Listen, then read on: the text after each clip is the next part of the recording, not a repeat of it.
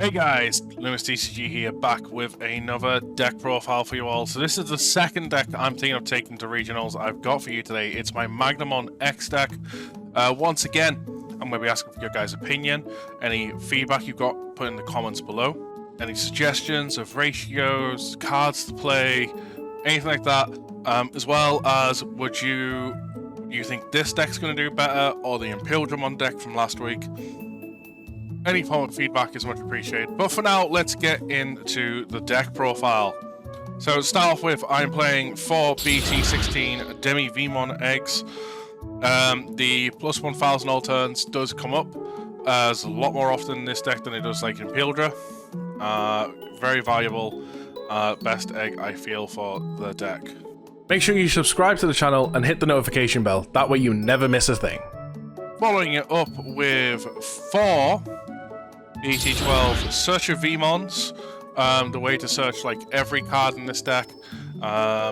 Get you over your rookies, your Magnas, Flamethrowers, get your Magna X's, get your Paladin modes, gets everything, as well as a Davis, as we do play those. Then 4 Proto Vmons is what I decided to run. Get that draw power going, reduce Digivolution cost. Magnas are expensive to get into already at a cost of 3 on top of a Vmon. So getting it reduced by 1 down to a 2 is very nice if you have the Tamer in play, and then the draws are also just very nice as well. I am also running 4 BT16 Vmon. The plus 2000 heritable is very nice. Gets that extra power you may need to get over stuff. And as well as your turns does come up like if you digivolve to a free and traits to get a memory back. It does sometimes come up if you can raise this and you've got like another Vmon on board or something. It is something that does come up from time to time. And to finish off our rookies, I'm running 2 ST9 Vmons for more search capability. As it does, once again, the deck doesn't have a whole lot of searching power, and sometimes looking for that Magna X you need can be very hard. I have thought about swapping this to Uko's, BT61 specifically, but I don't know. One of the things I want feedback on, as well as many other things. On to our level 4s. I'm running 4 BT8 Magnamon. The ability to unsuspend when digivolving, so if you've Armour Purge, you can digivolve this and stand again, be a blocker, get big buff DP until the end of your opponent's turn. I originally ran 2 of Jamming Vmons before I went to the ST9 ones, and one of my combos would be swing with a Jamming Vmon, digivolve to this, unsuspend, get another swing in if I had the memory for it. So that was one thing I used to do. Next, 4 ST17 Magnamons. Got a security effect, which is very nice to de-digivolve. Then you could digivolve into it after the battle and stuff as well if you've got something on board. But also just being able to source strip as well as bounce is also very nice. Probably the best level 4 Magnamon in the deck, to be honest. I'm running 2 Flamethrowers. Most builds I'm seeing are running this as a 3 of. I'm choosing to run as a 2 of, and I'll get into reasons when I get to the next card.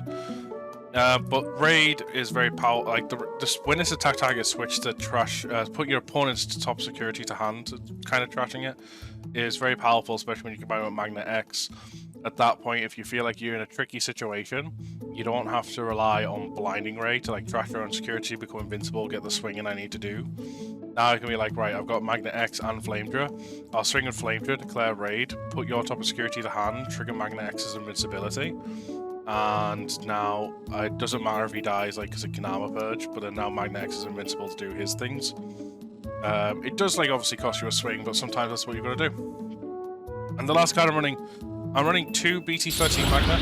I still like this guy, so I preferably like to digivolve this one over our Searcher V's, so when he does die, I can play the Searcher V out from source and get more searches going. Especially since we've also lost Awakening the Golden Knight, just having more Magnamons in names is nice. So playing this as a 2 of, just for that extra searching potential, but it's also drawing if he dies as well.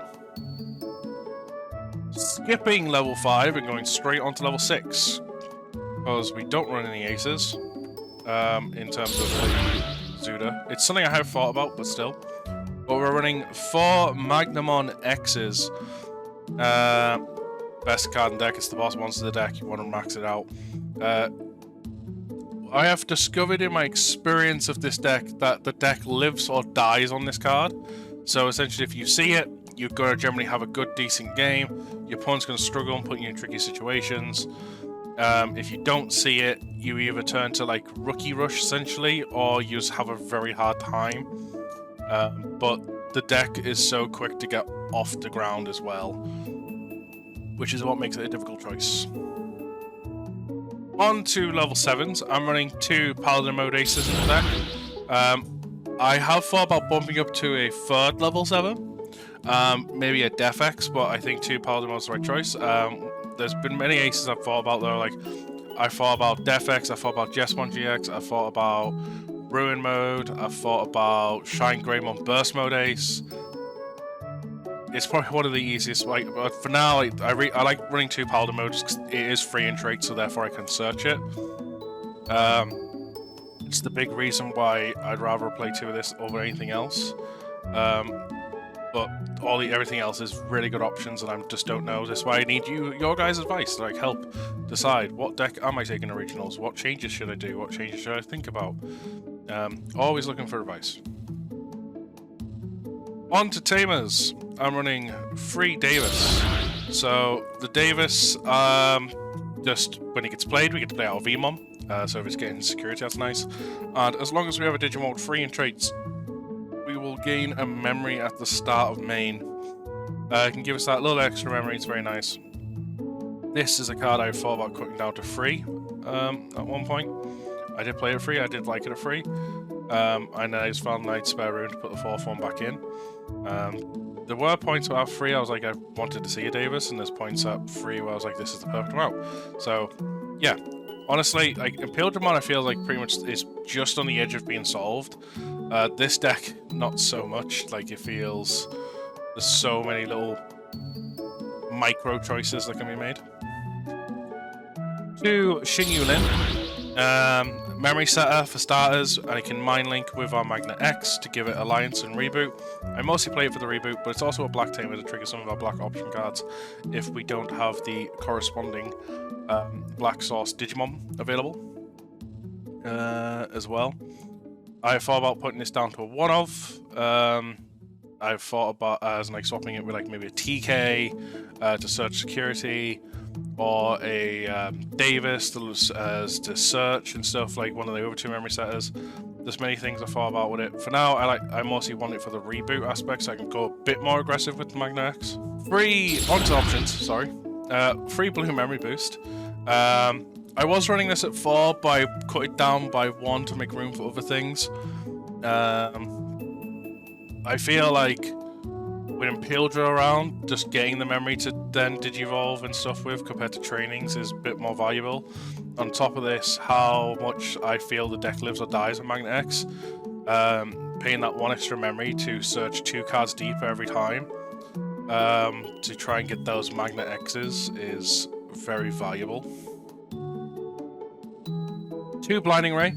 To proc our own Magna X's if we're in a situation where we feel we're threatened with Ace, or there's just like an awkward situation that come up and we feel like we need the protection before we can swing, or we need the protection to get something off of us before we swing. We can just drop down a Blinding Ray, trash our own security. The only thing I don't like about this card is it's got no security effect. If it was, but to be fair, if it did have a security effect of like add to hand or something, it'd probably be a bit broken.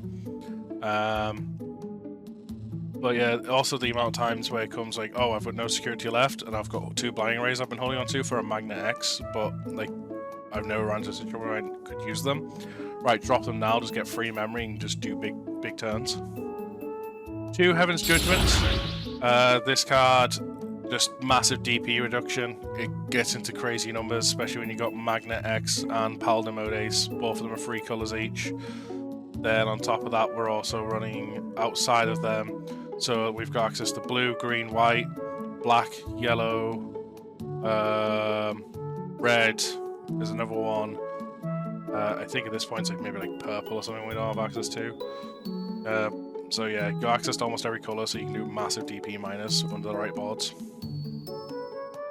2 final Zubagon punches to help that aggression. Get 2 checks in, get the reboot and stuff going.